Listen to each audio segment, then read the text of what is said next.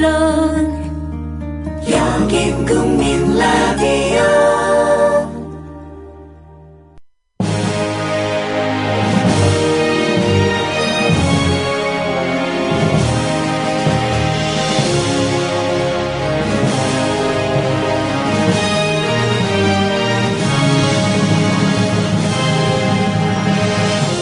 박한용의 라디오 100년 전쟁.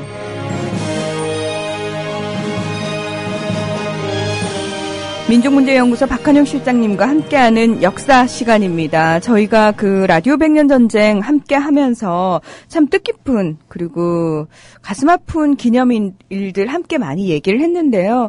이번 주에는 그래서 기쁜 날이라고 해야 되죠. 8.15 광복절을 앞두고 있습니다. 박한용 실장님. 네, 안녕하세요. 안녕하십니까. 어떠세요? 유독 만약에 1년 중에 그 수많은 역사적인 기념일 중에서 가장 좀 개인적으로 의미가 있다라고 생각한다면 어느 날을 꼽으시겠어요? 이제 뭐 그냥 개인으로 하면 또 이렇게 말하면 안 되지만 또 만약 아내가 듣는다면 아내를 만난 날 이렇게 해야 되는데 안 들 것 같으니까 예. 예. 역사적으로 해야 되겠죠. 예, 그렇게 하면 남북이 다 함께 기뻐할 날이 중요하잖아요. 그렇죠. 그렇게 된다면 1945년 8월 15일 우리가 흔히 말하는 강복절 해방, 8.15 해방이겠죠. 아, 그 왜 광복절이라고 불러야 되느냐 또는 해방이라고 불러야 되느냐 이런 걸 가지고도 한때 굉장히 논란이 됐었거든요. 예, 근데 지금 또 논쟁이 이동했어요. 건국절로 부르자는 운동이 또 나오고 있죠. 이번에. 그건 말도 안 되죠. 예, 아니 근데 이번에 다시 또 이거 한답니다. 누가요? 국회에서 새누리당 의원들이 그걸 추진하고 있어요. 그러니까 어떻게 혼내주고 어떻게 때려줘야 될까요, 정말? 이건 천재지변이라도 나서 벌어줘야 될 것 같아요. 네. 아, 정말. 원래 해방과 광복이라는 얘기를 할 때는 이제 해방은 일제 식민지로부터 이제 벗어났다 얘기되고 광복은 빛의 시대가 있다가 어둠의 시대에 있다 다시 빛의 시대로 왔다. 그럼 조선시대나 대한민국이 빛의 시대냐. 그래서 복고적 용어다 이런 말이 있어요. 그래서 네. 의미와 광복이라는 용어는 사회과학적 용어도 아니고 의미가 참 애매하다. 복고적이고. 그래서 해방이라고 해서 일본 제국지로부터의 해방. 그다음에 새로운 사회 건설을 한다는 그런 데서 정치적, 사회적, 제도적 다양한 분야의 해방이라 해서 해방이 맞습니다. 근데 해방 분단은 이어지죠. 근데 지금 이런 논의가 관계없이 건국절은 또 말씀을 안 드릴 수가 없네요. 현안이 되다 보니까 오늘 네. 어디서 저한테서 정부 부서에서 문의가 왔어요. 건국절을 하려고 한다는 그런 그 의원들의 흐름에 대해서 어떻게 답하면 좋겠느냐는 거예요. 근데 잘 알다시피 대한민국 헌법에는 3.1 정신과 4.19 민주정신을 계승한다 얘기잖아요. 3.1 독립정신과. 이때 8월 15일의 의미는 뭐냐면 일제 식민지부터 독립했다는 것을 계승한다는 얘기입니다. 대한민국은. 근데 건국절은 그런 뜻이 아니고 1945년 8월 15일 이후 1948년 8월 15일까지 그러니까 3년 동안을 건국운동식이라고 본다는 거예요. 그러니까 1948년 8월 15일을 광복절이 아니라 이건 대한민국 우린 정부 수립일이라고 하는데 걔들은 그것이 아니고 대한민국 건국일로 잡아서 1948년 8월 15일을 더 새롭게 기념해야 된다는 얘기를 하는 거예요. 그것을 건국절로 하자는 얘기인데 이렇게 되면 이들의 주장은 뭐냐면 45년 8월 15일부터 48년 8월 15일까지를 건국운동기로 잡자고 하는 주장이에요. 그럼 어떻게 되죠? 친일파들 있잖아요. 네. 책임 묻지 않는 겁니다. 그죠? 건국운동, 일제 때 친일파하고 민족 반역자라 하더라도 해방 이후에 3년 동안에 뭐죠? 대한민국 할 때 좌우투쟁 얘기하잖아요, 이 사람들은. 네. 즉, 빨갱이만 때려잡으면 건국투쟁이 되고, 그러면 건국투사가 되죠. 바로 이들이 건국절 제정은 바로 이런 점에서 친일파에게 면죄부를 주고, 대한민국을 일제부터 독립한 나라가 아니라 해방 이후에 반공투쟁에서 만들어진 국가다 하는 것을 얘기하려는 겁니다. 그러니까 굉장히 사실 음흉한 의도가 숨겨져 있는 거잖아요. 네, 거기에다 뭐죠? 이 대한민국 정부 수립할 때 김구선생 같은 진정한 우파 민족주의자들은 다 빠졌잖아요. 네. 쭉 누가 들어가냐면 친일파들의 아성이었던 한민당, 한국민주당, 김성수 계열이죠. 그다음에 그와 손잡은 이승만. 이 두 세력의 건국주역이라는 거예요. 그러면 한민당 쪽에 주류는 친일파죠. 이따위 짓을 하는 게 건국절 운모입니다. 네, 여러분 건국절이라는 그 날이 결코 제정되어서는 안 되고 그 용어 자체가 사실은요 굉장히 불쾌한 용어입니다. 그리고 우리 역사를 부정하는 용어기도 하고요. 그 무서운 놈들이에요. 네네. 그렇게 해서 뭐냐면 지들을 어떻게 친일파로서 소음 박탈 당하면 자기들 뭐죠? 대한민국 건국 공로자에 대한 여법 같은 거 만들지 몰라요. 아, 맞아요. 항상 늘 우리가 무엇을 생각하든 그 이상을 하는 사람들이라. 예. 그럼 어떻게 되겠어요? 대한민국 저는 그제 그런 법을 준비한 적이 있었어요. 2000년 실제로요? 예. 친일파 소원이 같은 거 친일파로서는 소원이 박탈될 수밖에 없잖아요. 그럼 어떻게 하냐면 건국 공로자상을 주겠다고 할 수도 있는 놈들 아닙니까? 이렇게 되면 우리 교학사 교과서에 천암서 기억나시죠? 공과론. 네. 치련한 제도 있지만 근대화의 기한 공로도 있다. 치련한 제도 있지만 건국의 기한 공로가 있다 해서 건국 공로장 쓸 수 있다는 얘기예요. 근데 어떻게 또 위에 얘들 입장에서는 항일보다는 좌우투쟁했던 그것을 건국투쟁으로 보자. 대한민국. 이게 하면 건국 공로장이 더 높은 게 되겠죠. 이런 꼼수와 연결돼서 교학사 부분이 맞장구 치고 있고 지금 건국절을 다시 한번 MB 때 하더니 이후에 또 하고 있는 거예요. 네. 아, 우리 댓글 게시판에 정확한 표현이 올라와 있네요. 이런 쳐 죽일 놈들 더 이상 역사를 가지고 장난치지 마라. 네. 예, 정말 그만 좀 했으면 좋겠다라는 생각이 드는데요. 저희가 오늘 이 얘기를 준비한 건 아니고요. 저희가 준비한 얘기가 따로 있습니다. 하지만 늘 저희 얘기가 조금 주제가 무겁고 그리고 제가 늘 매 시간마다 여러분 정말 귀담아 들으셔야 되고요. 반드시 아셔야 되는 내용입니다라는 말을 반복적으로 하고 있는데요. 그만큼 우리 역사가 제대로 서지 않았고 청산되지 않았기 때문에 빚어지는 문제들도 많다는 거를 현실적으로 우리가 체감하고 있기 때문에 이 시간이 더 소중한 게 아닌가 그런 생각이 듭니다. 저희 광고 듣고 와서요. 본격적으로 오늘 준비한 이야기 해보도록 하겠습니다. 국민라디오 지지하는 4가지 방법 아시나요? 다운로드하기, 별점 주기, 댓글 달기, 구독하기. 국민라디오를 보다 많은 이들에게 전할 수 있는 가장 손쉬운 방법. 다운로드하기, 별점 주기, 댓글 달기, 구독하기. 잊지 마세요. 다운로드하기, 별점 주기, 댓글 달기, 구독하기. 그래요. 네, 여러분께서는 미디어 협동조합 국민라디오 박한영의 라디오 100년 전쟁과 함께하고 계십니다. 저희가 광고 나가는 동안 무슨 얘기를 했냐면은, 이제 박한영 실장님과 제가 함께하는 라디오 100년 전쟁은 오늘이 마지막이고요. 예. 9월부터는 우리 손병희 선생님과 함께, 예. 실장님 너무 좋아하시더라고요. 제가 여기서 어떤 감정적 표현을 하게 될 때 한 사람은 둘 중에 한 명한테 제가 미움을 받겠죠. 근데 입이 이미 귀에 걸리셨어요. 실장님. 아니에요. 그럴 수가 없어요. 표정을 숨기지 못하시네요. 제 얼굴은 그냥 불수의근이에요. 뜻하고 달라요. 예, 저 1년 동안 제가 역사 공부를 너무 잘해서요. 재밌게 너무 아쉬워요. 예. 하필이면 또 오늘 우리 몽양 선생님에 대한 이야기를 하는 첫 시간인데, 예. 그래서 제가 이제 청취자로서 저도 열심히 듣도록 하겠습니다. 오늘 아침에 혹시 뉴스바를 들으신 분들은 다 아시겠지만, 예.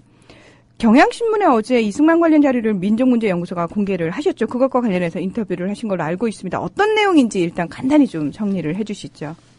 예, 잘 알다시피 이승만 하게 되면 그 연구를 하신 분은 이구동성하는 말이 독선적이다, 이기적이다, 권위적이다, 권력지향적이다. 이건 뭐 공통된 이야기예요. 네. 그리고 그가 가는 곳에 언제나 분열과 소송이 법적 소송이 있었고 그 배후에는 돈 문제나 또는 여자 문제 등이 있어서 참 이게 이 교과서에 쓰기 어려운 내용들이 많아요. 어디다 내놔도 부끄러운 사람이죠. 예. 예, 그래서 특히 이승만과 관련된 많은 소송들 찾아보면 대부분 그게 권력투쟁이지만 그 배후에는 돈 문제가 주로 소송 안건이 됩니다. 그래서 이게 독립운동인지 재산소송운동인지 이승만의 일생은 그게 헷갈릴 정도예요. 그러니까 정말 가식적이고 가증스러운 그런 사람이라고 할 수 있을 텐데 왜 백년전쟁에서 이승만의 두 얼굴이라고 제목을 붙인 이유도 그런 이유 때문이죠. 예, 그렇죠. 그래서 그때도 뭐냐 이승만의 알려지지 않은 부분 그리고 이승만의 독립운동이라는 게 다 과연 뭔지 한번 검토해보자는 게 백년전쟁의 의도였죠. 네. 자, 그랬더니 이승만 추종자들과 양아들이 나서서 12가지 제목으로 명예훼손 소송을 걸고 또 공안부가 이걸 맡아서 기소 준비를 하고 있는 단계입니다. 자, 그런데 이번에 민족문제연구소가 공개한 자료들은 이승만의 일본에 대한 모호한 태도, 마치 독립운동가가 아니라 이 친일파 같은 모호한 태도를 보여주는 자료라든지 돈 문제와 관련된 것들이라서 추가로 나온 거죠. 예, 보면 뭐 이런 얘기, 한 미국인 여교사가 하와이 한국 학생들에게 한국인을 돼지라고 이야기한다든지 일본의 지배를 받아 마땅하다고 하니까 항의할 수밖에 없잖아요. 네. 그랬더니 이승만이 뭐냐면 그 미국 그 여교사에게 또 여교사네 또 인과관계는 없겠지만 왜냐하면 학생들 잘 달래놓겠다고 이야기하는 한편 학생들을 강력하게 처벌해야 된다고 주장했어요. 예, 그런 것들이라든지 그다음에 뭐냐면 사주도 않은 땅을 샀다고 속이는 거예요. 예, 학교 부지로서 샀다 하고 한국인들에게 하와이 한인들에게 학교 기숙사를 이제 이 땅에다 지을 테니까 모금을 해달라 해서 모금을 했는데 정작 뭡니까 학교 안 지었어요. 그러고 나서는 원래 있던 학교 있잖아요. 옮기기 전 학교. 네. 학교가 재정이 악화되니까 차라리 그 모금했던 돈으로 차라리 보탰으면 나았을 텐데 학교 뭐 팔아버리지 뭐 이렇게 해버린 거예요. 뭡니까? 이 사기꾼 같은 이 수법은 뭡니까? 그래서 우리 백년제에서 하와이안 마피아 이승만이 했어요. 이거 완전 부동산 투기 수법 아니에요. 와. 여기에다 또 보면 그 독립자금을 모금했단 말이에요. 네. 근데 하와이 국민회가 했었어요. 근데 이승만이 하와이 국민회 명의의 모금과 별도로 자기 이름하고 자기 그 신복이라고 할 그 당시에 안행경 이 두 사람 명의로 또 모금을 한 거예요. 근데 독립운동기금이에요. 그런데 이렇게 모금해서 사용하고 난 돈 1,100달러에 대해서 이승만이 가지고 있었으니까 다 쓰고 남은 돈이에요. 당연히 국민회에서는 회계감사 요청할 거 아니에요. 그죠? 남은 돈. 당연하죠. 네, 그랬더니 이거 내 이름으로 모금했으니까 니들은 알 거 없어. 이렇게 한 거예요. 와. 그러면서 오히려 고소를 해버렸어요. 요구하는 사람들을, 국민회 간부들을. 이거는 개인적으로 좀 착복을 했다거나 또는 배임, 횡령 이런 식으로 저희가 받아들일 수도 있는 부분이 아닐까 싶은데요. 이번에 이승만의 개인 재산도 밝혀냈다면서요. 예. 그 1923년 무렵입니다. 이승만은 한 달에 100달러를 생활했다고 그래요. 기록을 보면. 그때 그 당시 뭐냐면 물론 이승만은 일하지 않는 사람입니다. 네. 하와이 한인 사탕수수판 노동자들이 있죠. 사인 가족들이 한 달에 25에서 35달러예요. 그 4배를 먹고 산 거예요. 예. 이 1923년이면은요, 굉장히 어려운 시절 아닙니까? 그렇죠. 게다가 당시 이제 열심히 독립운동하시던 북경의 이회영 형제분들 두루마기 하나밖에 없어서 서로 교대로 입고 나갔다는 그 시절에 이승만이 이 돈이 무슨 돈입니까 도대체? 이 돈으로 돈인데. 그러니까요. 네. 혼자서 호화로운 생활을. 예. 네, 그것만이 아니에요. 그 23년도에 지가 한 달에 100달러를 생활한다 그랬지 않습니까? 근데 그 다음 해 12월 5일 날 이승만은 비밀리에 4,000달러를 주고 하와이 팔롤로 힐 일대 부지 3,500평을 샀다라고 그래요. 여기 경향신문 보도됐죠. 그 다음에는 3,986달러를 또 동지 식산 주식회사에다 투자합니다. 예, 그러면 뭐냐면 8,000달러죠. 예. 어떻게 된 것 같아요? 착복한 거네, 개인이 착복하네요. 아니, 도대체 이 8,000달러가 어디서 나온지 우린 알 재간이 없어요.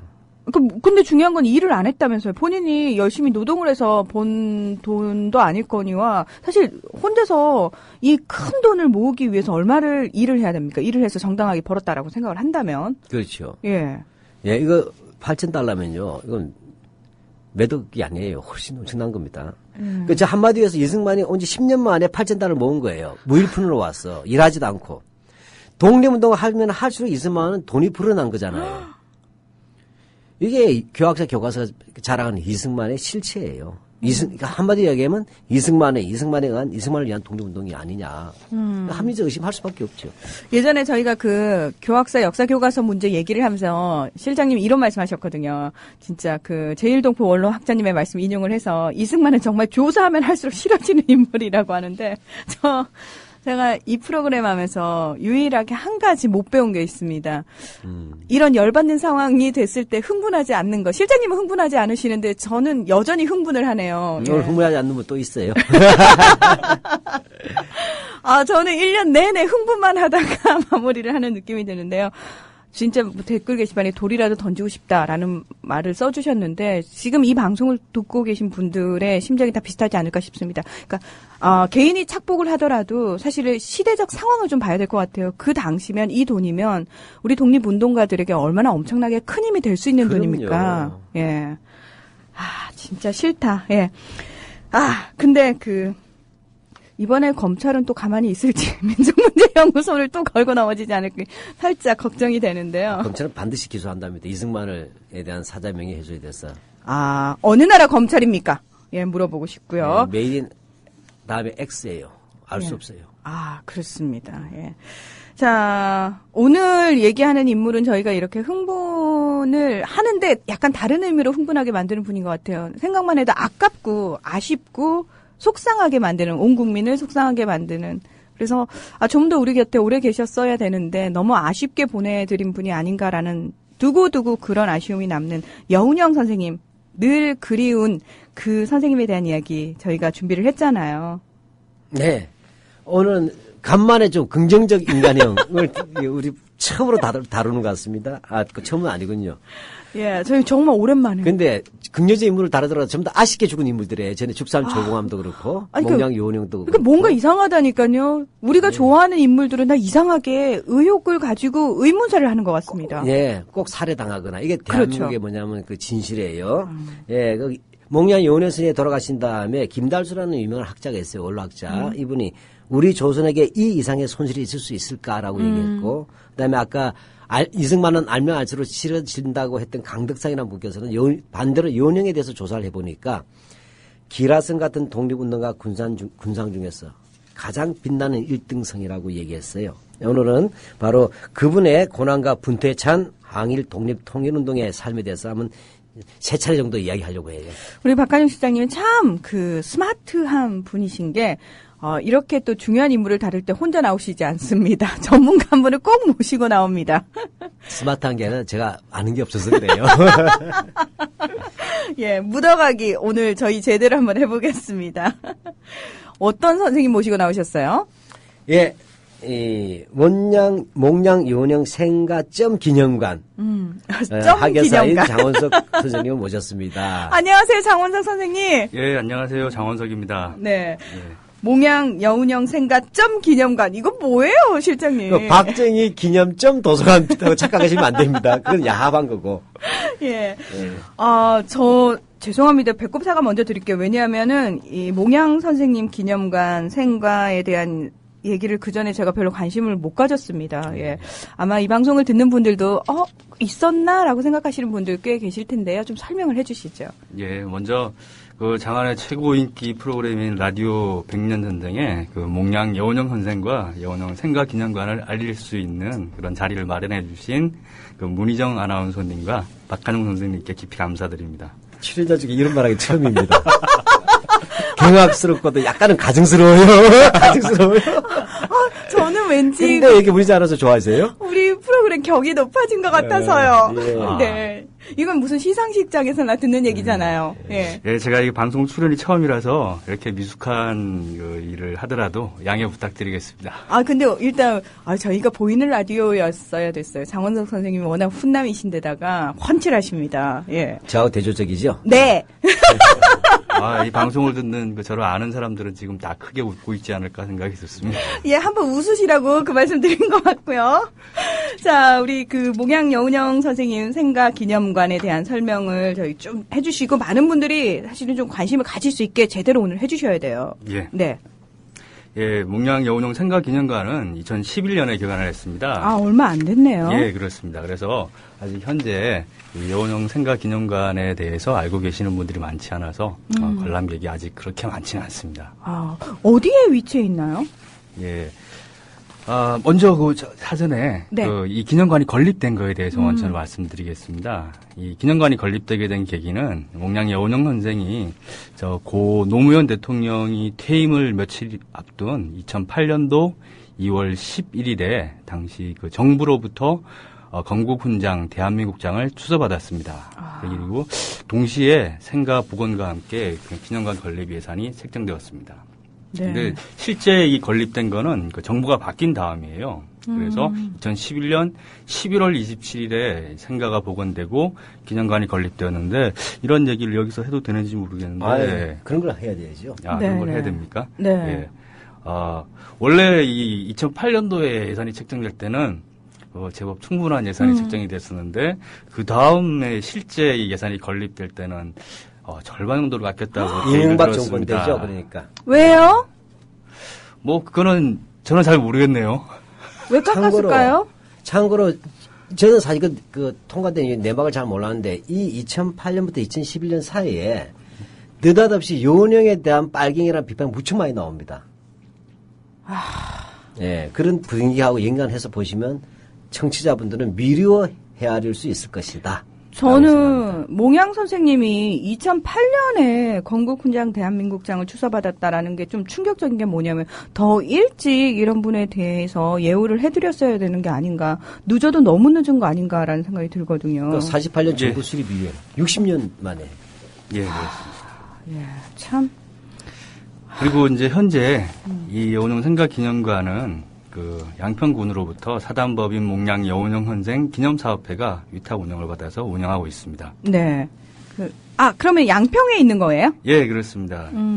기념관은 그 여운형 선생이 태어난 경기도 양평군 양서면 신원리 묘골에 있습니다. 전철로 오실 때는 그 중앙선 신원역에서 걸어서 10분 거리에 있는데 네. 아주 가까워요, 신원역에서. 예, 그렇습니다.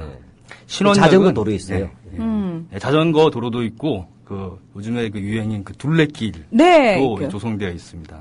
그리고 신원역은 이 그 잘 알고 계시는 두물머리, 네. 두물머리가 있는 그 양수역 다음 역입니다. 굉장히 친절하십니다. 이렇게 친절하게 설명 이유 아시겠죠? 많이 오란 얘기죠. 예, 전부 다 뭐냐면 남한강 보러 가서는 양수리역만 가고, 예. 또 신원역을 지나갈 땐 자전거 타고 그냥 가버린단 말이에요. 예. 또 등산객도 그냥 가고. 근데 여기에 정말 해방 후에 가장 위대한 지도자 딱 한 명을 들어갈 때도 들을 수 있는 몽양 선생 기념관이 있다는 점, 그거 멀지 않고 걸어서도 가볍게 갈 수 있다는 점을 강조하시는 거예요. 예, 그렇습니다. 저는 이번 주말에 이쪽으로 가야 되겠다 지금 생각을 하고 있었어요. 예. 예. 저도 몰랐거든요.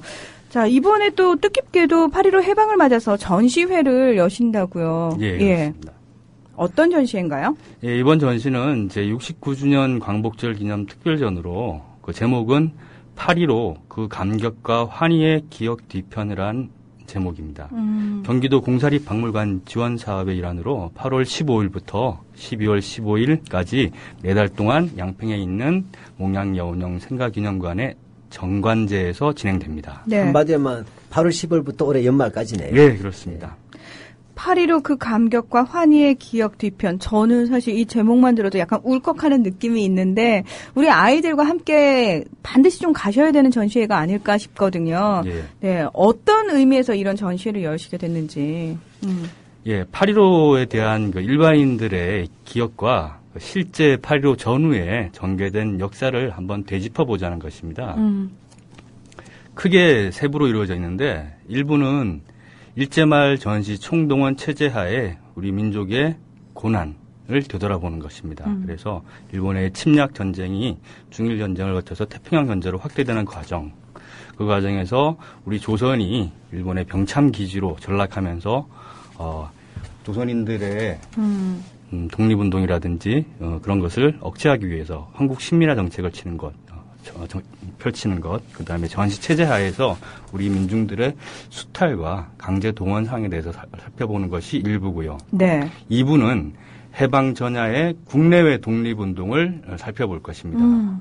국내외 당시 해방 직전에 독립운동의 주요 세력으로는 중경에는 대한민국 임시정부와 한국 광복군이 있었고 연안에는 조선 독립동맹과 조선 의용군이 있었습니다. 그리고 만주 지역에는 동북 항일연군과 중국 강복회 세력이 있었죠.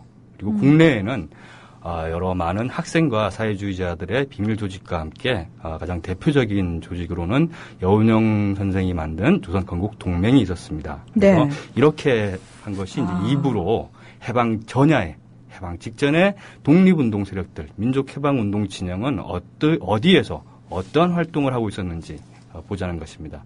그리고 세 번째, 제 마지막 부는 감격과 환희의 기억 뒤편이라는 제목으로 일본이 패전하게 된 것, 그 다음에 8월 15일 혹은 16일 날 우리 민중들이 감격과 환희의 물결 속에 흘렀는데 그것이 어떠한 과정을 거쳐서 됐는지, 그 다음에 제일 마지막으로는 이러한 해방 공간에 우리 민족의 감격과 환희가 미군이 진주하게 되면서 어떻게 결말을 맺게 되고 왜곡됐는지 살펴보려고 합니다. 아마 이 방송을 계속해서 쭉 들으셨던 분들은 그 내용을 좀 염두에 두고 전시회를 보시면 훨씬 서로 이해도 잘 되고요. 예, 도움이 많이 되실 것 같은데. 예.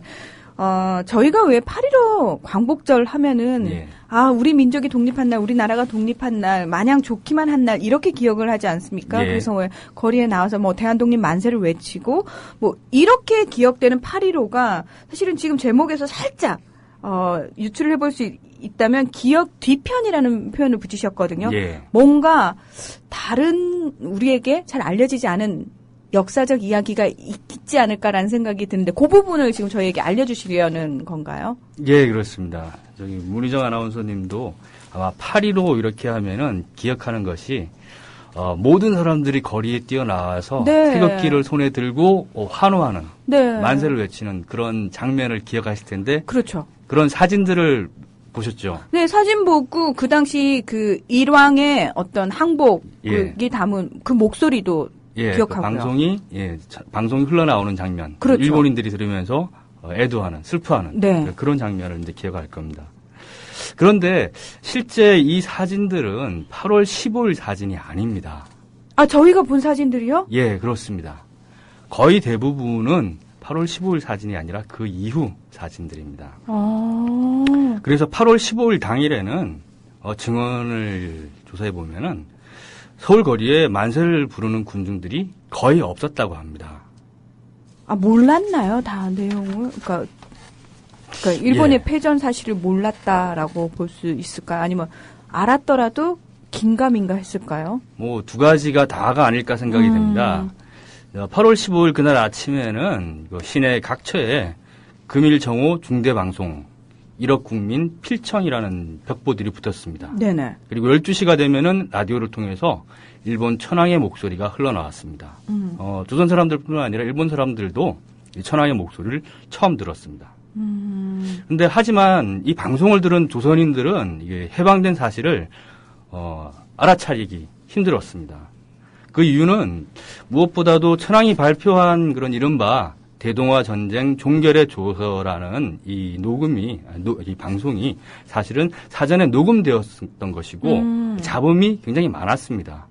그리고 천황의 이 일본어는 고어로 사실 일본 일반인들도 쉽게 이해하기 힘든 거였어요. 그러니까 예. 안녕하시오가 아니라 기체의량 망가하시고 이런 식으로 얘기하면 못 알아듣잖아요. 예, 그렇죠. 헐. 바로 이해되네요. 예. 게다가 이제 그 천황의 이 종전 조소라는 것이 견디기 힘든 것을 견디고 참기 힘든 것을 참고 이제 이런 투의 말로 모호한 말로 단지 미영소 중 4개국에 대해서 공동 성명을 수락한다라고 알렸을 뿐이에요. 그게 뭔 얘기예요? 그러니까 이 4개국의 공동 성명이라는 네. 것이 7월 29일에 있었던 포츠담 선언입니다. 포츠담 선언에서 이 연합국 4국은 일본에 대해서 무조건 항복을 요구를 합니다. 그런데 이제 일본은 그 포츠담 선언이 최후 통첩에 해당하는 것인데 그것을 갖다가 받아들이지 않는 거죠. 그리고 이제 이 천황의 방송에는 조선의 독립은 당연히 없고 일본의 항복 그리고 패전이라는 단어조차 없었어요. 그러면은 사실요, 일반 시민들, 백성들이 그 당시 들어도 뭔 내용인지 모를 게 뻔했네요. 그렇죠. 예. 들어도 무슨 내용인지는 모르는데 조금 심각한 내용이라고 생각을 했겠죠. 그렇겠죠. 예. 그리고 게다가 이 방송을 듣고 일본이 패망했구나 이렇게 알아차린 사람들도 그 당시 총독부 권력이 건재하고 또 게다가 일본군 무력이 여전히 남아있는 그런 상태에서 함부로 거리를 뛰쳐나와서 해방을 환호하기는 힘들었습니다. 네. 그래서 대부분의 사람들은 이런 갑작스러운 소식에 어리둥절하고 이후 상황이 어떻게 전개될지 그렇게 궁금해할 뿐이었어요. 이 때문에 1945년 8월 15일은 우리의 현재 기억과는 달리 조용히 지나가게 됐던 것입니다. 네, 지금 그 게시판에 사진이 하나 올라왔는데 8월 16일 오전 9시 서대문 형무소에 석방돼서 환호하는 애국지사들의 사진이라고 이렇게 올려주셨어요. 예, 이 사진이 우리 이제 전시회에도 게시가 될 건데 이 사진이 이제 서대문 형무소에서 8월 16일 날. 네, 그 다음 날. 예, 예. 그렇습니다. 올리신 분도 정확하게 8월 16일 오전 9시라고 예. 다 해주셨어요. 네.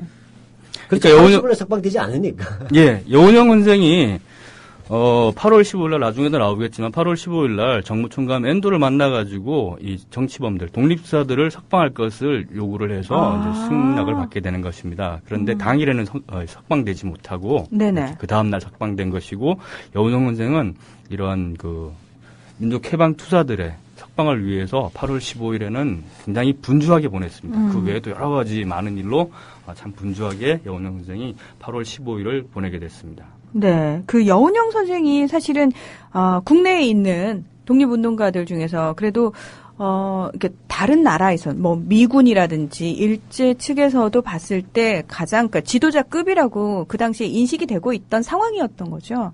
예, 그렇습니다. 그렇기 때문에 8월 15일 해방을 앞두고 총독부 측에서 여운형 네. 선생께 교섭을 해서 미리. 예, 치안권 이양됐지 않았나 생각됩니다. 네네.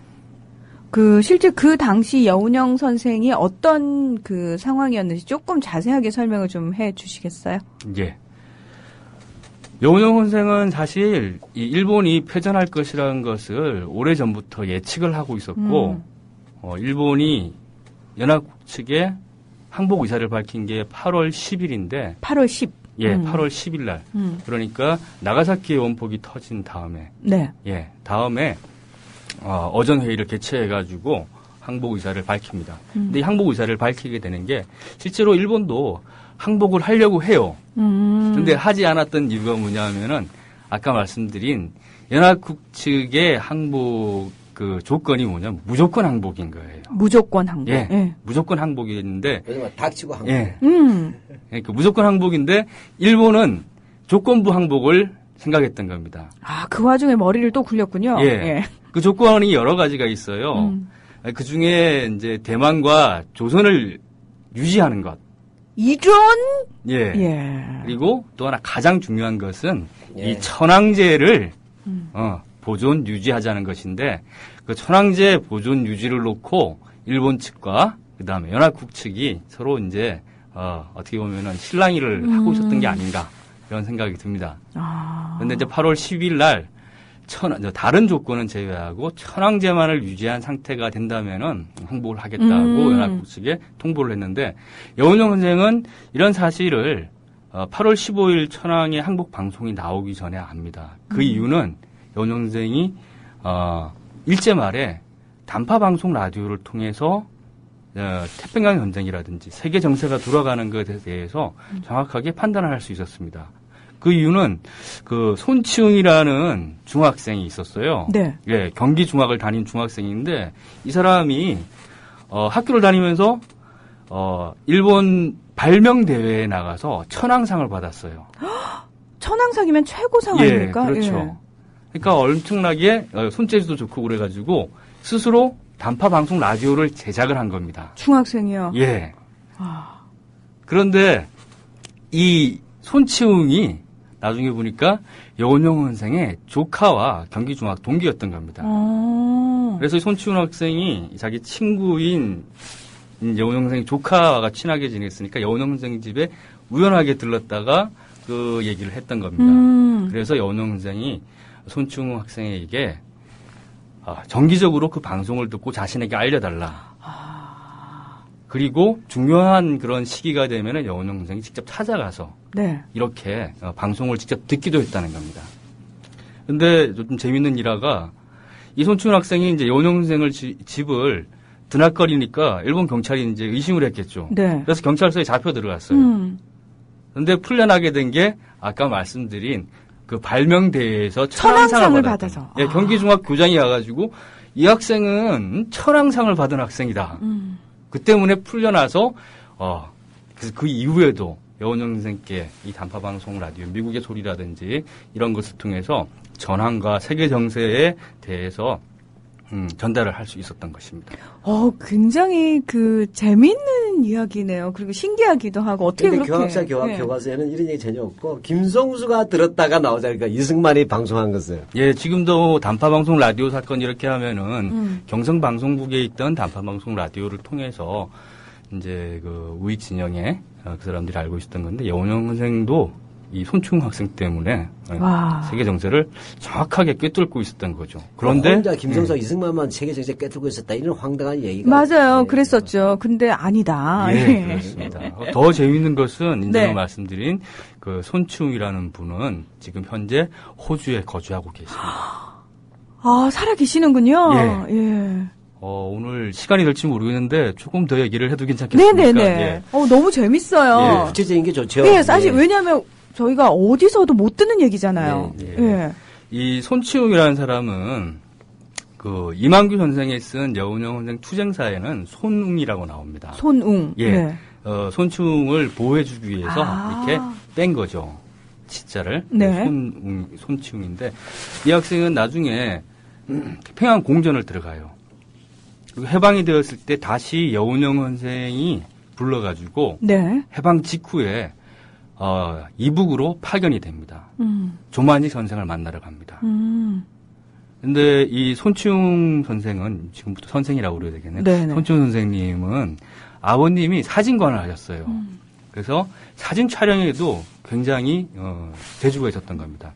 그래서 지금 여운형 선생의 건국준비위원회 사진이라고 알려진 네. YMCA 사진 있지 않습니까? 네네. 그 사진 그리고 해방 직후에 조만식 선생이라고 알려진 사진, 네. 그 머리에 그 띠를 메고 네. 있는데 그때 조만식 선생이 머리에 종기가 나 있어가지고 그 띠를 메고 있었어요. 일반적 편두통으로 알려져 있는데. 아, 종기가 나서.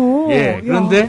그 사진도 지금 말한 해방 직후에 굵직굵직한 역사적 의미가 있는 그런 사진들을 촬영한 분이 또 손충 선생입니다. 그분이 우리 한국 현대사에 반드시 네. 계셨어야 되는, 존재했어야 되는 분이네요. 정말 소중한 자료들을 많이 남겨주시고, 예. 중요한 정보를 많이 제공해주시고. 예. 그분이 여운형 선생을 돕는 과정에서 몇 번의 이제 어려움, 위기를 많이 겪은 것 같아요. 아까 말씀드린 단파 방송 라디오를 듣고 전달해 주다가 경찰서에 들어가기도 하고, 또 하나는 해방 이후에 북에 가서 여운형 선생이 조만식 선생과 함께 조선 건국준비위원회 활동을 준비하는 과정에 조만식 선생한테 남쪽으로 서울로 내려오라 그럽니다. 근데 조만식 선생은 북에서의 일도 많고 급하기 때문에 내려갈 수 없다. 하지만 여운형 당신의 그런 뜻을 나는 충분히 공감하고 같이 할 것이다라고 전해주고 그래서 이 손충 선생이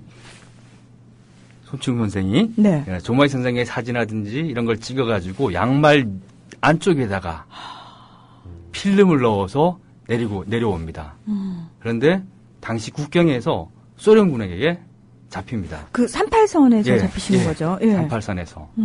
그래서 이 손충 선생 회고록에 의하면은 네. 가지고 갔던 그 고가의 사진기를 주고 다시 넘어올 수 있었다고 합니다. 와. 사진기를 주고 필름을 가져온 거예요. 예. 아유. 그 때문에 그 지금 알고 있는 그 머리에 붕대를 감은 조만식 선생의 사진이 우리가 볼 수 있게 된 거죠.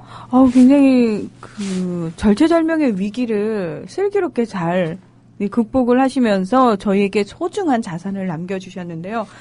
이런 얘기 들으니까 실장님 되게 재밌는데요. 그럼요. 아니 사실은 이런 얘기를 해주는 곳이 별로 없잖아요. 없죠. 예. 잘 모셔왔죠. 그러니까요. 오늘 실장님 오늘 제대로 묻어가게 하시는데요. 지금. 저쪽 오늘 편해요. 감사합니다. 이렇게 네네. 말씀해 주셔서. 그 질문에도 이제 올라왔는데 해방 직후에 건국준비위원회가 발족되고 활동하는데 서울 지역에서는 총독부가 방해 공작을 하면서 8월 17일이었나? 8월 20일에 치안권과 행정권을 다시 해소해갔다고 건중과 총독부 사이 이중 통치로 혼란이 있었다고 들었는데 이거 진실이 뭔가요? 라는 질문이 들어왔어요. 예, 이 얘기를 하려면 굉장히 길어집니다. 네. 예. 근데 이것은 몇 가지 이제 문제가 걸려 있어요. 나중에 뒤에 나오겠지만 네. 38도선 분할을 하고 미소가 분할 점령을 하기로 한 게 8월 처음에 이것이 이제 미국이 이걸 위반하게 된 게 8월 10일입니다. 그리고 8월 16일 날 소련에게 동의를 얻고 이것이 일반 명령 1호로 발표가 되는 거는 이제 9월 2일입니다. 꽤 텀이 있네요. 예, 텀이 있지만 8월 20일 전후가 되면은 이 남쪽에는 미군이 진주한다라는 그런 소식이 전달이 됩니다. 그러니까 이미 사람들 사이에. 네. 예, 일반인들에게도 전해지고 또 총독부도 그를 전후해서 당시에 총독부가 본국 정부로부터 이 소식을 잘 듣지를 못하게 돼요. 그래서 뭐 단파 방송이라든지 뭐 전신 통해서 하는데 어렵게 되는데 8월 15일 날 건국준비위원회가 결성이 되지만은 네. 당시에 이제 방송국이라든지 여러 이제 기관 시설을 접수를 합니다. 근데 거기에 반대한 것이 바로 일본 군부죠. 그래서 군부가 다시 방송국이라든지 이런 것 갖다가 재접수하고 경찰서도 유지를 하고 이렇게 되는 것이 18, 17일 이 상황입니다. 그러니까 미군이 직접적으로 우리나라에 들어오기 전까지는 여전히 일본 군부가 접수를 하고 있는 상태였군요. 예. 그러니까 쉽게 말하자면 조선총독부가 패전 직후에는 자기네들 안전이라든지 여러 가지 문제가 있으니까 믿을만한 조선의 지도자들 중에서 말이 잘 통하는 예. 또 이미 또 상당히 정보에 밝은 외운영과 교섭을 한 거죠. 이렇게 해서 일정하게 위임을 좀 한 셈이죠. 그런데 미군이 들어온다는 소식을 들은 거예요. 예. 우리 파트는 참 미국이지 이렇게 되는 거예요. 아, 조선인들하고 우리가 협상할 이유가 없구나라고 생각을 한 거군요. 예. 겁니다. 그래서 이제 미군이 진주하게 되는 거는 이제 9월 7일 날 들어와서 선발대가 들어오고 9월 8일 날 이제 하지가 24군단을 이끌고 들어오게 됩니다. 인천을 통해서 9월 9일 날 총독부 제1회의실에서 항복 조인식을 갖게 됩니다. 그게 시간이 아마 3시인가 4시인가 그럴 거예요. 그러면 예. 그 사이에 예. 여운형 선생님이 건준을 사실 실질적으로 이끌고 있지 않았습니까? 예. 그러면은 많은 사람들 입장에서도 헷갈렸겠지만 여운형 선생님 입장에서도 입지가 참 뭔가 본인이 어느 선까지 해야 되고 어느 선까지 할 수 있을지에 대해서 고민이 많으셨을 것 같아요. 그러니까 여운형 선생이 오늘 뭐 여러 가지를 이제 순서 없이 이렇게 얘기를 하는 것 같은데 이제 그렇게 할 수밖에 없을 것 같은데요. 네, 네. 예. 8월 15일 날 여운형 선생이 정무총감 앤더로부터 이양을 받은 것은 치안권입니다. 치안권. 예. 네. 그렇죠. 예. 치안권인데 여운형 선생이 제가 보기에는 의도했던 건 그 치안권을 이양받는데 머무르지 않으려고 했던 겁니다. 당연하죠. 예. 그러니까 정권을 완전히 이양을 받아서 건국준비위원회가 그야말로 과도 정부로서의 성격을 가지려고 했던 것입니다. 근데 저희가 상식적으로 생각해도 그렇게 해야 되는 게 맞지 않나라는 생각이 들거든요. 예. 네. 그런데 15일 날에 엔도와 여운형 선생 간의 그 합의 내용도 약간 이제 좀 애매모호한 점이 있었던 건 사실입니다. 근데 거기에 덧붙여가지고 여운형 선생은 처음에 이렇게 그 치안권이라든지 혹은 나아가서 행정권을 이양받을 때 단독으로 건국 동맹이라든지 여운형 선생의 주의인물만을 포함하려고 했던 건 아니에요. 그야말로 국내의 좌우익의 광범한 세력들을 염두에 뒀습니다. 장차 들어올 해외 독립운동 세력들도 예, 포함을 그렇죠. 했죠. 예. 그리고 해외 독립운동 세력뿐만 아니라 과도기에는 국내 세력이 중심이 돼야 되는데 국내 세력을 봤을 때는 여운형 선생이 일제 말에 조직했던 건국동맹이 있었고 네. 또 여운형 선생이 염두에 뒀던 게 기독교 세력. 그 다음에 또 하나가 바로 김성수를 비롯한 동아일보 세력들. 그래서 영향력이 크니까. 그렇죠. 그래서 송진우와 교섭을 하게 됩니다. 일본 총독부 측에서도 정권 이양이라든지 이런 걸 할 때 여운형 선생에게만 단독으로 한 것이 아니라 송진우에게도 합니다. 근데 이 송진우가 거절을 해요. 그리고 또 이 송진우는 여운형 선생과의 합작도 거절하게 됩니다. 하지만 여운형 선생은 8월 15일 건국준비위원회가 성립된 이후에도 계속해서 이 송진우, 김성수와 같은 이런 우익 세력과의 합작을 통해서 건국준비위원회가 그야말로 전민족적인 그런 대표성을 띠는 존재가 되고 그걸 통해서 이 과도정부의 역할을 수행하기를 바랬던 것이죠. 그런데 계속해서 이 우익 쪽에서 그런 부분에 나오지 않게 되면서 힘을 가지기가 힘들었던 겁니다. 참 그때나 지금이나 하여튼 일생에 도움이 안 된다라고 참 표현을 하고 싶은데 그 우익들이 이제 참가를 하지 않는 이유들이 있을 거예요. 예. 우리는 보면서 왜 그러면 여운형은 거국적인 걸로 하려는데 해외 지도자들에 들어와서 결합되는 거니까 명단만 일단 발표했지만 송주 같은 사람은 정확히 하면 이 김성수 계열은 좀 천박에 먹을 떡이 없는 거죠. 그런 거 아니겠어요? 네. 예. 그러니까 눈에 보이는 이득이 없다. 그렇죠. 주도권 어차피 이원영 세력에게 있고, 그 다음에 김성수 쪽에서는 상당수가 송진우는 사실 친일은 거의 없다고 봐도 됩니다. 장독수가 친일이 맞아요. 김성수의 오른팔, 왼팔 할 때 오른팔이 장독수, 왼팔이 송진우인데, 장독수가 쉽게 말하면 친일은 도맡아 했잖아요. 그 동아일보계의 아주 그 상징이에요. 송진우하고. 그러니까 송진우하고 몽냥이 얘기했지만, 결국 송진우로서는 전체 동아일보계가 봤을 때는 흠결 있는 조직 아니겠어요. 근데 몽냐우서 그게 워낙 일제 20년대부터 구축해놓은 거대한 기반이 있어요, 동아일보계가. 뿌려놓은 돈도 많고, 동아일보 장학생들도 많고.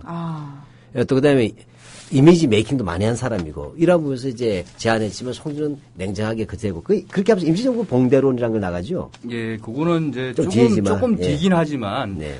아마 이 송진우, 김성수를 비롯한 이 우익 세력들이 이 여운용 선생을 비롯한 건국준비위원회 합작에 거부감을 보였던 이유는 크게 세 가지가 아닌가 생각됩니다. 이제 박한일 실장님께서 말씀하시기도 했지만은 첫 번째는 뭐 송진우 자신은 친일 혐의가 친일 경력이 없지만은 우익 진영들 같은 경우는 광범한 그런 친일파 친일 협력의 경력이 있었고 또 그에 덧붙여가지고 이미 여운용 선생 일제 말에 건국동맹을 통해서 광범한 지지 기반이 있었단 말입니다. 그런 상태에서 송진우 개인은 합작을 해서 여운용 선생 밑에 들어가기가 아마 싫었겠죠. 또 하나는 뭐냐면은 조금 이제 며칠 뒤긴 하지만 아까 말씀드린 미군 진주 상황을 갖다가 네, 그 알아차렸기 중요하죠. 때문에 굳이 과도기에 여운용 선생님과 같은 좌익 진영과 이런 뭐 합작을 할 필요성을 못 느꼈겠죠. 그래서 8월 말 되면은 우익 진영은 미군 환영준비위원회 같은 걸 조직하게 됩니다. 한민당도 조직되지만은 그것이 이제 또 이제 비로소 이제 한민당을 조직하죠. 예. 어쩜 예나 지금이나 그 소위 말해서 우익 쪽이란 사람들은 국가나 어떤 국민들보다는 그렇게 자기 자신들의 사리사욕만 생각하면서 한결같이 행동할 수 있는지. 그러니까 한국의 친일 세력들이나 수군들은 손님을 주인으로 맞이하는데 귀신들이야. 그러네요. 예. 예. 그래서 짐 내주는데 도사야. 그래서 말을 해먹으려고. 네. 집 내주는데 도사라고. 네, 근데 그 밑에서 말을 해먹는 거예요. 와, 이게 뭐. 친일파란 게 일본 제국주의 말음들 아니에요? 네. 하여튼 그런 것들이 아마 이제 송준우가 나왔고, 예. 여운영 선생님 하면 사실 저희가 워낙 지금은 이만한 분이 없다라고 얘기를 합니다만 어떤 의미에서는 사실 한동안은 잊혀졌던 독립운동가였거든요. 이런 표현 참 송구스럽습니다. 근데 이제 80년대 중반 이후에 주목을 받았다라고 할 수 있을 텐데 여운영 선생이 의도적으로 잊혀졌던 걸까요? 특별한 이유가 있었을 것 같아요. 예. 뭐 여운영 선생뿐만 아니라 우리의 해방과 독립을 위해서 평생을 바친 그런 수많은 독립운동가들이 우리 역사에서 아직도 잊혀진 존재로 남아 있습니다. 그렇죠. 저희가 그런 부분에 있어서는 참 부끄러운 구선들인데, 예. 뭐 그 원인은 이 방송을 듣는 분들은 다 잘 아시겠지만은 그 해방 후에 분단, 그리고 전쟁, 그리고 기나긴 독재, 군사 쿠데타에 이은 군사 파쇼 독재로 이어진 우리 역사의 그 원인이 있지 않나 생각됩니다. 그래서 어떻게 해서 일제시대 때 일본군 장교를 지내고, 그랬던 사람의 기념관 도서관이 있는데, 네. 학병을 탈출해서 강북군에 들어갔던 장준하 선생님, 네. 선생에 대해서 알려지지 않을 뿐만 기념관뿐만 아니라 또 같은 우익 독립운동가라고 할 수 있는 안재홍 선생의 기념관도 없죠. 네, 그 사업회는 있지만. 예. 그다음에 김규식 선생도 마찬가지입니다. 안재홍 선생 같으면 일제 강점기에 7분 감옥 가서 9년 동안 있었어요. 예. 35년 동안 9년을 감옥에 있었습니다. 그렇지. 이 양반이 원래 조선일보 사장하셨던 분이에요. 방문 전에. 네, 그렇습니다. 그러니까 아마 여운영 선생이 이런 대표적인 분이라고 할 수 있을 것 같은데 제가 이제 기념관에 있으면 관람객분들한테 가장 많이 받는 그런 질문 중에 하나가 여운영은 좌익 아니냐 그리고 북에 딸이 있다던데 이런 겁니다. 간단히 말해서 이제 좌익이 아니냐라는 거죠. 여운영 선생이 뭘 하셨냐는 중요하지 않아. 예. 그냥 혈액형 감별만 하는 거예요. 예, 그렇죠.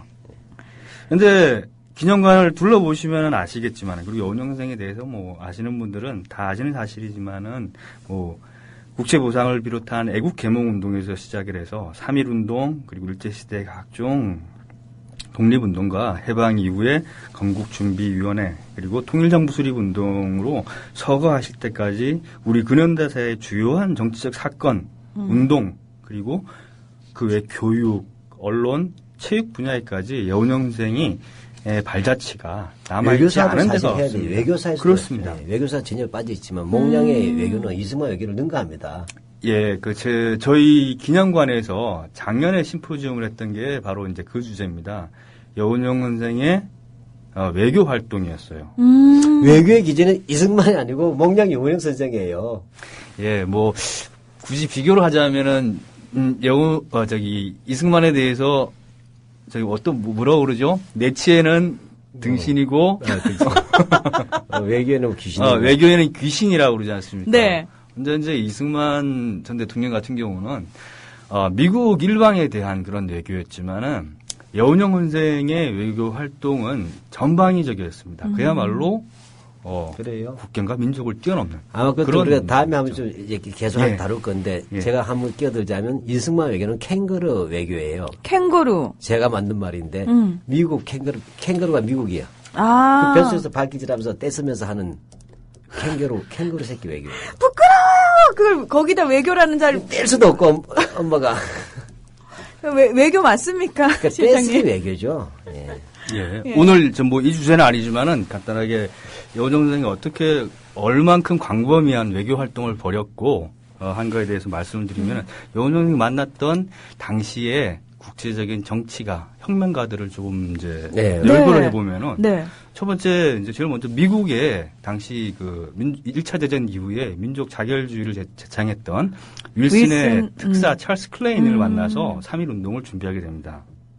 그 다음에 소련으로 가서 1920년에 소련으로 가서 레닌을 만납니다. 1922년에 있었던 오. 저는 지금 사실 극동 피압방 민족 대회였습니다. 처음 듣는 유명하죠. 얘기예요. 예. 예. 레닌을 몇 차례 만나서 동아시아의 혁명 상황과 조선의 독립에 대해서 논의를 하게 됩니다. 네. 그리고 중국에 와서는 중국의 손문, 손문. 국민당의 지도자 손문, 삼권. 예, 그렇죠. 그 중국 혁명의 아버지죠. 예. 뿐만 아니라 이제 공산당의 지도자인 모택동과도 그 친분이 있었고 또 왕정이죠. 왕정이가는 많은 중국의 활동, 한간이긴 하죠. 그저 국민당 좌파의 지도부였다 예. 나중에 이제 친일파로 가긴 했지만 예. 중화 최고의 미남이라고 했던 사람. 예. 그러니까 왕조명이 이제 친일파로 돌아서기 전에 1차 국공 합작 시기에 네. 여운형 선생은 왕정이와 같이 이 국민당에서 많은 활약을 합니다. 예, 그건 이제 다음에 언제 말씀드릴 때가 있을 것 같고 또 이 베트남의 지도자 호치민과도 박약하죠. 진짜 국부죠. 그럼 예. 아주 막역한 관계다. 그 다음에 또 일본의 적들 수괴들. 아마 우리 독립운동가들 중에 일본의 정치인들과 담판을 해보려고 한 생각을 가졌던 사람은 여운형 선생밖에 오직 없을 것 하나죠. 같아요. 그 쉽게 말하면 전직 조선 총독, 예. 또 일본의 국방부 장관 가장 강성, 예. 또 일본의 외교 장관, 예. 거의 수상급들. 야. 를 만나는 유일한 독립운동가예요. 네. 물론 친일파 빼고. 저희가 오늘 여운형 선생에 대해서 이렇게 얘기 거의 시작 단계인데 마무리를 해야 돼요. 아, 그럼요. 그럼에도 불구하고 많은 분들이요. 이 프로그램이 정말 너무 좋은 프로그램입니다. 시간 늘려달라고 얘기하셨는데요. 이거 앞으로 갈수록 목량 여운형 선생의 삶 자체가 흥미진진하시기 때문에 네. 가면 갈수록 더 이게 풍부합니다. 네. 자, 오늘 우리 장원석 선생님 그리고 박한용 실장님 고맙습니다. 네, 전시회 꼭 가보시고요. 네, 예, 고맙습니다. 감사합니다.